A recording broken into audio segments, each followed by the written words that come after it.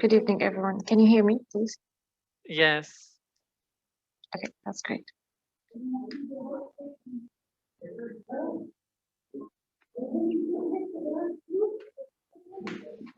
Okay. So we'll complete now talking about the mechanical bowel obstruction. So as you can see over here, this is the small bowel. We do not usually see it that big and it's containing air. As you can see here, this is the caliber of the ascending colon, which should be much bigger than the small bowel. But here, as you can see, the small bowel loops are very much larger in diameter than this large ascending colon, which should be actually the largest, and especially the cecum here. But its shadow, the gas in it, it's much less than these dilated small bowel loops. So when I see this appearance, which is the valvulae conniventus, which are the normal appendages of the small bowel that are appearing now and containing large amounts of air, and they are dilated, their caliber is more than 3 centimeters, I would say that these are dilated. Now I will look at the rectosigmoid area. If it has air in, that means, okay, I will see, is this an early bowel obstruction or not? But most likely I will not find it here. So this might be an early bowel obstruction, okay? Because I'm seeing the air in the ascending colon, and I'm seeing an air in the rectosigmoid area. So this might be an early, this patient presented early to the service, and not enough time has gone to obliterate or eliminate all the gas from the colon, so it still has air in. So this obstruction was secondary to adhesions, so this patient presented after surgery because he had adhesions, so these were surgical adhesions. Okay.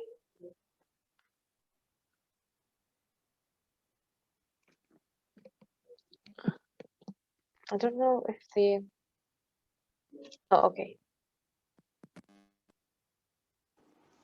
The slide, I don't know, the slide is kind of... it takes time until it changes.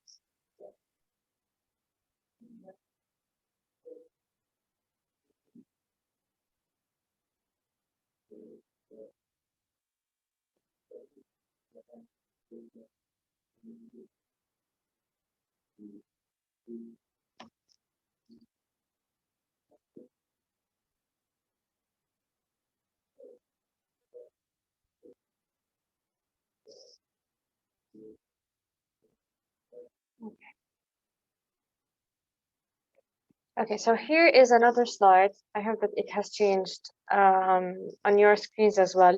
This is another slide that indicates also a small bowel obstruction that is also incomplete. Here, this patient undergone cholecystectomy, and you can see it from these clips over here. And these are dilated small bowel loops, and we can see the valvulae conniventus here. These valvulae conniventus are the ones indicating that these are small bowel. I can see here air and feces in this ascending colon. That's why this tells me that this also is an early obstruction, an early small bowel obstruction, because this air is still maintained here. But when I compare the air here and the air over here in the small bowel, it's much less in the ascending colon. That's what's telling me that these bowel loops are dilated. So this patient is first supine, and here it's in the upright position. So in upright and in supine, these are dilated and they're appearing. This is the air fluid level that we're seeing. So it's not as usual as we can see, but these are all air fluid levels indicating a small bowel obstruction.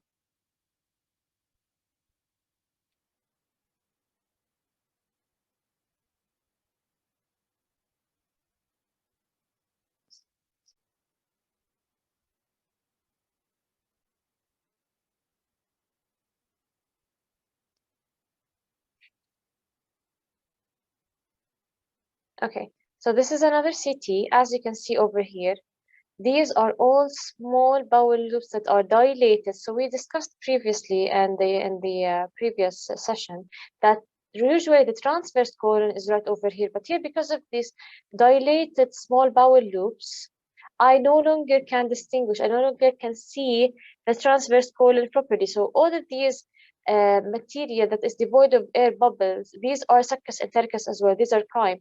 And here we can see that these small bowel, these dilated small bowel loops, here we can see that the ascending colon, the descending colon are very small and they are devoid of air, they are collapsed. So this is indicating a mechanical rather than generalized ileus.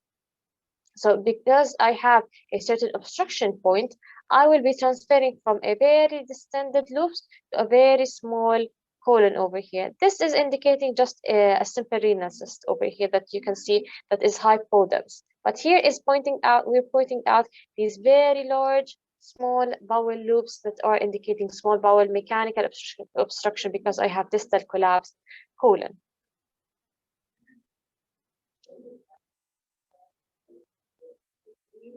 Here again, we have a special type. I would love to discuss with you.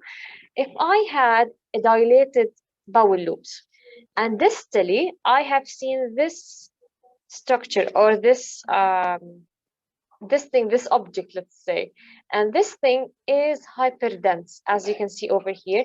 And when I go up, I see that in the gallbladder, I am seeing air, which is usually not there.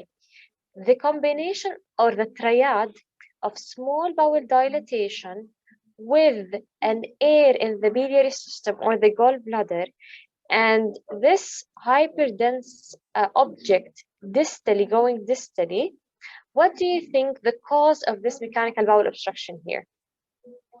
Gallstone ileus. Gallstone ileus, excellent. This is Gallstone ileus.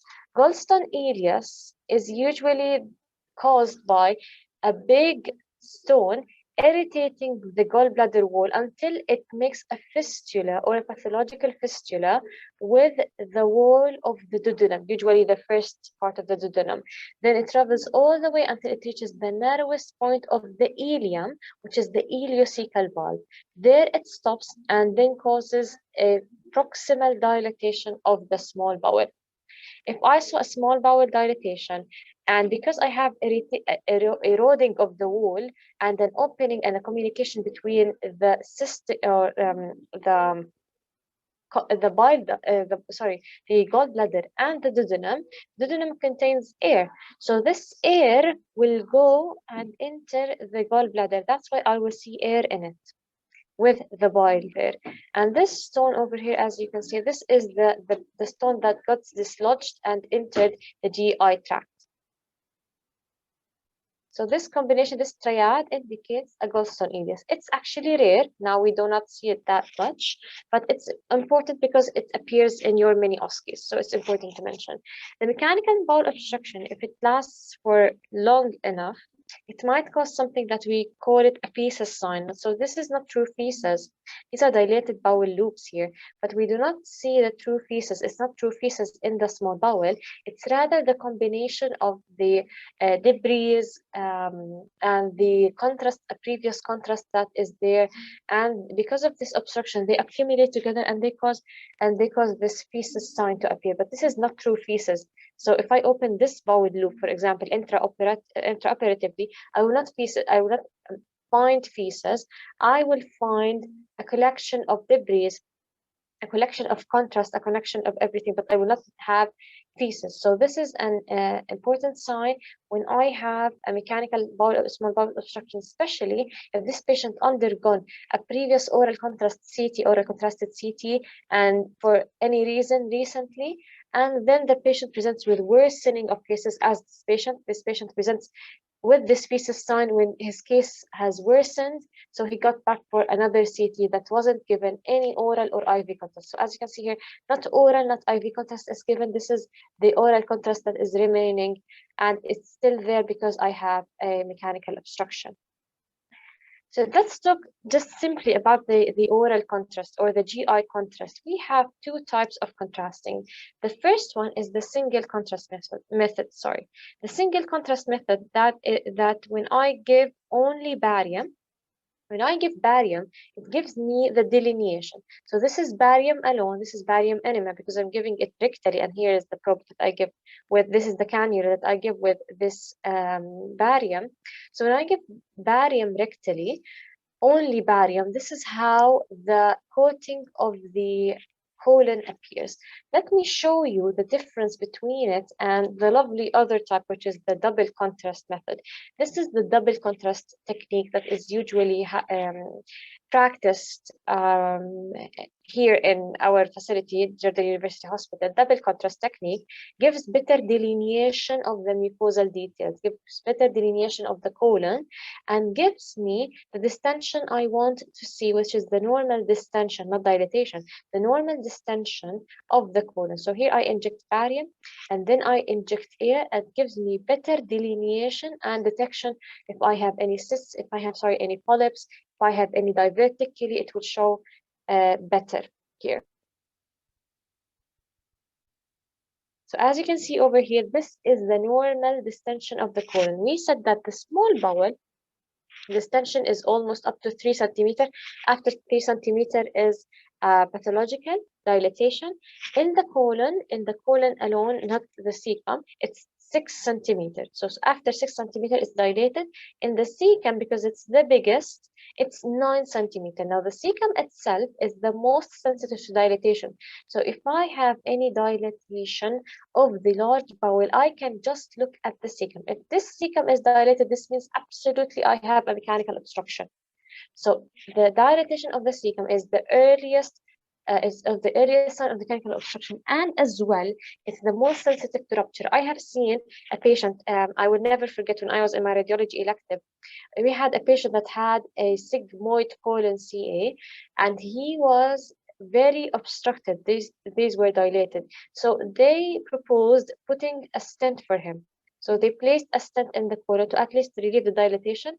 When the night came, the same night, this patient had a right lower quadrant pain and he was having tachycardia. These tachycardia is of the first signs for perforation, bowel perforation. So my professor, the consultant, the hepatobiliary consultant, Dr. Mohammed Zabi, said this patient might be having a cecal perforation. When we opened the abdomen of this patient, there was a leaking chyme, still soft material, leaking chyme from this cecum, indicating a perforation. This is how you combine the clinical sense with the knowledge that you have. So yes, he had a cecal perforation and we had to do total colectomy. So this is how mechanical large bowel obstruction appears. We have dilated loops, not loops, because this is not having much loops. It's not that long as the large bowel. So here we have the feces in the large bowel, and here we have a soft tissue density. So this is a colon CA. This is a colon cancer here, and it is causing the mechanical obstruction and dilatation of the large bowel. Here we can see an example when we do the barium enema. We will see two appearances. Now this is there is an exception here, but most likely when we talk about the ascending colon CA, ascending colon cancer, appears as a pedunculated mass. So it has a stalk, and here it is. This is a sigmoid colon, but the appearance usually in the ascending colon is a pedunculated mass. When I talk about the descending colon, this most likely will be the appearance. It's called the apple core sign. Apple core sign, as you can see, this is very dirty edges. These are very dirty edges. So this barium, when it passed through a narrow lumen. This means this lumen, this wall is growing in size to limit this flow of barium. And these dirty edges, as you can see, this not uniform edges, this irregular edges, raises the suspicion of us having a colon cancer. So when I see this appearance of the apple core sign, I say that this most likely is a colon cancer. Okay, so this is its appearance. In this appearance, why am I saying that this is most likely in the descending colon? Because the growth in the descending colon is called napkin ring. So it's like this, it's a napkin ring. So it grows annually, it's an annular growth. But when I have a growth in the, let's assume this is the colon, the ascending colon, it grows like this. But in the descending colon, it grows like this, so it narrows the lumen. So what is the symptom? What are the signs and symptoms that the patient usually present with? If I have a colon cancer distally, the patient will present with decreased caliber of stool. So I have decreased caliber of stool here, passing it might reach a pencil caliber. But when I have an ascending colon mass, not here, it's sigmoid, but I'm taking it as an example, the patient will present with anemia, with iron deficiency anemia. That's why iron deficiency anemia without a clear explanation in elderly is colon cancer until proven otherwise. If I have an iron deficiency anemia in older people without a very clear cause, this is colon cancer until proven otherwise. That is why colonoscopy is indicated after the age of 40. So I will have this stool doing shear forces and it will injure this tumor and will injure this tumor until it bleeds and keeps on bleeding and keeps on bleeding with each bowel motion. That's why I will have iron deficiency anemia. This is an important point. If you got out of this session just knowing this information, that would be a very great thing. So this is what I wanted to talk about when I want to discuss the colon cancer and the colonic masses in general. This might be also a polyp. Now, the other cause of large bowel obstruction, as you can see here, is volvulus. Now, volvulus is the rotation of the large bowel on its own mesentery, on its own blood supply. So I have this rotation of this, most common happens in the sigmoid colon. That's why I said on its mesentery, because it's intraperitoneal. So here I have descending colon here filled with air, and here I have a very dilated loop that is twisted. So here I have the twist. Here is the site of twist. So this is the twisted loop of bowel. Here it's borders over here, and as you can see, it's very large. That's why volvulus causes a very big dilatation on a very big large bowel, because the dilatation itself is allowing it to do as so. The most common is the sigmoid, but you can find a cecal volvulus as well. How do I distinguish? Usually the orientation. If the head or the tip of this volvulus is going this way to the left, to the right upper quadrant, this is a cecal. This is a sigmoid volvulus. If the tip is going, or if the direction of the volvulus is going this way to the left upper quadrant, it most likely is a cecal volvulus. But the most common overall is the sigmoid volvulus.